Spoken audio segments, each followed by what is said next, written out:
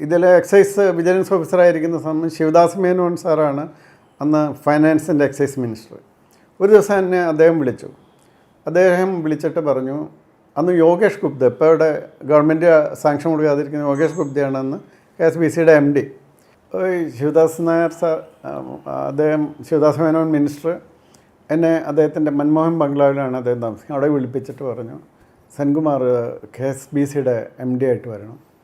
അപ്പം ഞാൻ പറഞ്ഞു, ഞാനൊരു ടീ ടോട്ടലാണ്, ഐ ആം എഗെയിൻസ്റ്റ് ഡ്രിങ്ക്സ്, ഞാൻ പോയി മദ്യം വെക്കാമെന്ന് പറഞ്ഞാൽ ഭയങ്കര തെറ്റാണ്. അല്ല സെൻകുമാർ, നിങ്ങൾ തന്നെ വരണം. ഞാൻ ചോദിച്ചാൽ അവിടെ അപ്പോൾ ഇലക്ഷൻ വരാറായി, ഇത് this must be in March or April. അവിടെ MD യോഗേഷ് ഗുപ്തയുണ്ട്.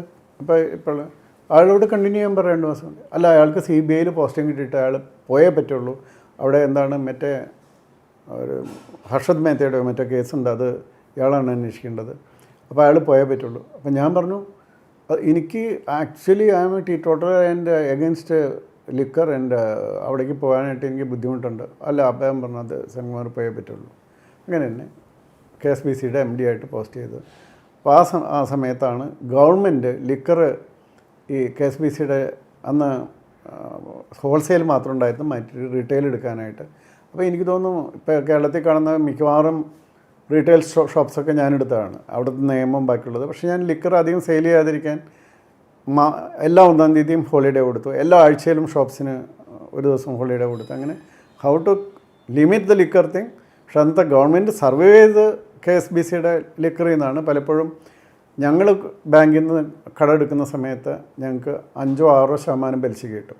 ഗവൺമെൻറ് കടമെടുക്കുകയാണെങ്കിൽ, ഗവൺമെൻറ്റാണ് ഞങ്ങൾക്ക് അണ്ടർടേക്കിംഗ് തരുന്നത്, ഗ്യാരണ്ടി ആയിരുന്നു. പക്ഷേ ഗവൺമെൻറ് നേരിട്ട് കടമെടുക്കുകയാണെങ്കിൽ 14%, 15%. അപ്പോൾ നമ്മളാണ് കടമെടുക്കുക. എന്നിട്ട് പിന്നെ നമ്മുടെ ഇൻകത്തിൽ അത് അഡ്ജസ്റ്റ് ചെയ്ത് അങ്ങനെയാണ് കുറേ നാൾ ഗവൺമെൻറ് സർവൈവ് ചെയ്തത്. അപ്പോൾ അങ്ങനെ പോയിരിക്കുന്ന സമയത്ത് ഞാൻ French ship case, spy case എടുക്കുന്നതിൽ, അപ്പോൾ അതിൽ KV തോമസിനെ ഞാൻ പ്രതിയാക്കിയിരുന്നില്ല.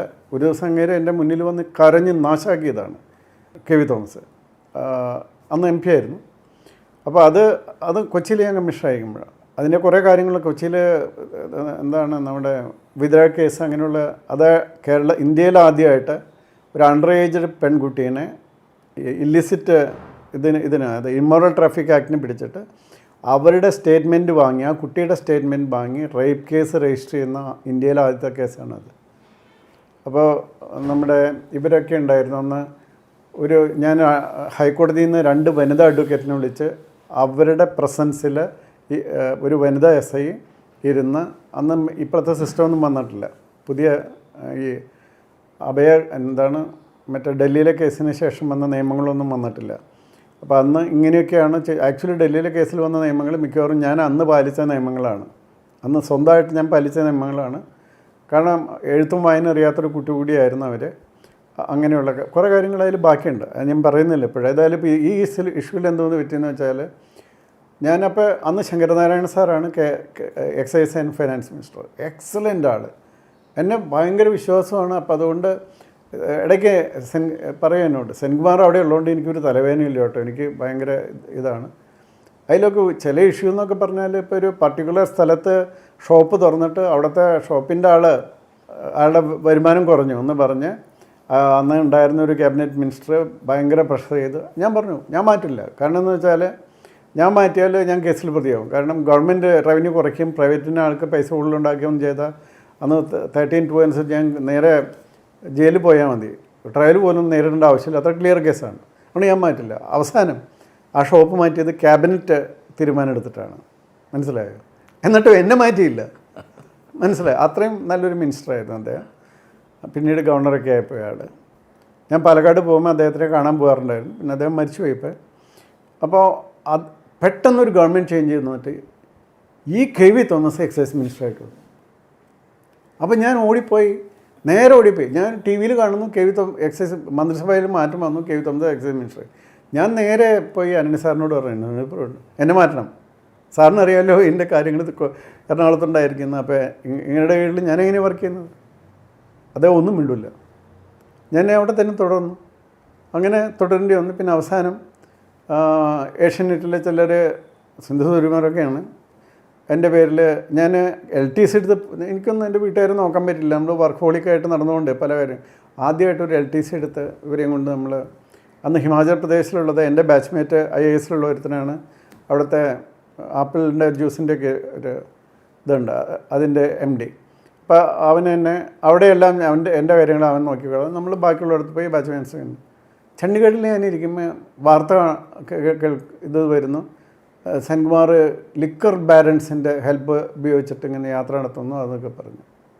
ഞാനിവിടെ തിരിച്ചു വന്നിട്ട് സിന്ധു സൂര്യകുമാറിനും പിന്നെ മാധവൻ എന്ന് പറഞ്ഞാൽ ഇവിടെ അങ്ങനെ പേർക്ക് നമ്മൾ ഡിഫമേഷൻ കേസ് കൊടുത്തു. പ്രോപ്പറായിട്ട് ആ കേസ് അവിടെ നിന്നു. അങ്ങനെ ഒരു ഇഷ്യൂ ഉണ്ടായി അവിടെ ഇരിക്കുകയാണ്. അത് കഴിഞ്ഞ് ഞാൻ അവിടെ അവസാനം ഞാൻ അനിൽ സാറിനോട് പറഞ്ഞു, സാറേ ഞാൻ ഇനി ഇരിക്കുന്നവിടെ ശരിയാകില്ല, കാരണം ഇങ്ങോട്ടായിട്ട് മാറ്റണം, വേറെ ഇഷ്യൂസൊക്കെ ഉണ്ട്, അത് ഞാൻ ഇതിൽ ഡീറ്റെയിൽ ആയിട്ട് പറയുന്നില്ല. അങ്ങനെ എന്നെ അവിടെ നിന്ന് മാറ്റി വിജിലൻസിൽ പോയി. കുറച്ച് കഴിഞ്ഞപ്പോൾ മന്ത്രിസഭ വീണ്ടും ചേഞ്ച് ചെയ്തു. വക്കം പുരുഷോത്തമൻ സാറ് എക്സൈസ് ആൻഡ് ഫൈനാൻസ് മിനിസ്റ്ററായിട്ട് വന്നു. അത് കഴിഞ്ഞ് ഞാൻ was brought back in as the KSBC MD. അങ്ങനെ ഇരിക്കുമ്പോൾ ഉമ്മൻചാണ്ടി സാറ് മുഖ്യമന്ത്രിയായിട്ടൊക്കെ വരുന്ന ആ സമയത്ത് വേറെ ഒരാൾ പോലീസിലെ ഒരു സീനിയർ ഓഫീസർ, ഞാൻ ആൾറെഡി മെൻഷൻ ചെയ്ത്, അതായത് അവരെയൊക്കെ ഉള്ള സമയത്തോളം ഞാൻ യൂണിഫോം ഇട്ട് പോലീസിലുണ്ടാവില്ല എന്ന്. അപ്പം നിങ്ങൾക്കറിയാം, ഞാൻ ഈ സമയത്തൊക്കെ നോക്കുകയാണെങ്കിൽ ഞാൻ വളരെ കുറച്ച് സമയം യൂണിഫോം ഇട്ട് പോലീസിലുണ്ടായിട്ടുള്ളൂ. എൻ്റെ ദീർഘകാലങ്ങളും മറ്റ് പലയിടങ്ങളിലായി.